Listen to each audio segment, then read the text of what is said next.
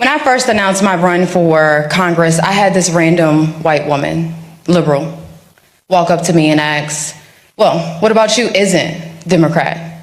To which I responded, well, besides my skin color, what about me is Democrat? And it was at that very moment that she realized that God gave her enough common sense to ask me about my values. Now, don't get me wrong, I was raised to vote Democrat down the ballot. So when I first started, I would say things like, I'm a Republican, but I'm not a conservative.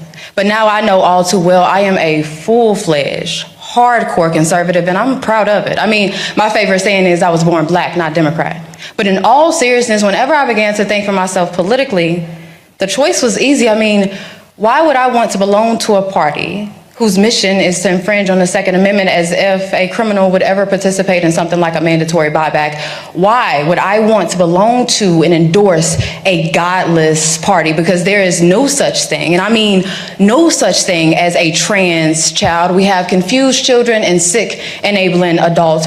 Why would I want to belong to a party that takes pride in shedding innocent blood? Number one, as if that's not what God hates. Number two, as if there's not a black market for baby organs. And number three, as if abortion clinics didn't start in the hood. Because if you think Trump is bad, you should research exactly who Margaret Sanger was. But speaking of the black community, why would I want to belong to a party who's responsible for the foundation of the Triple K?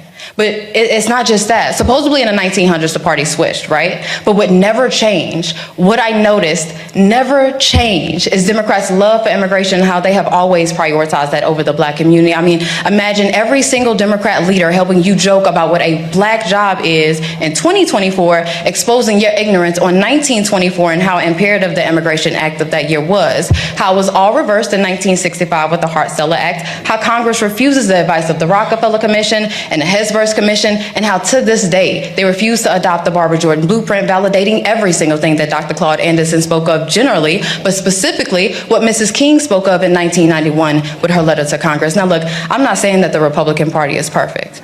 No, nobody's perfect. What I'm saying is I saw with Malcolm X when he said that the liberals were the worst thing that could ever happen to the Western Hemisphere, but y'all ignore that, just like how y'all ignore LBJ saying, and I quote, I'm going to have Negroes voting Democrat for the next 200 years, and by God, 60 years later, I see no sign of recourse, but rest assured your vote is your voice, even if it is a whisper.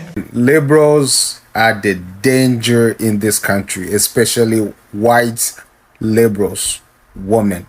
Are dangerous. This is beautiful.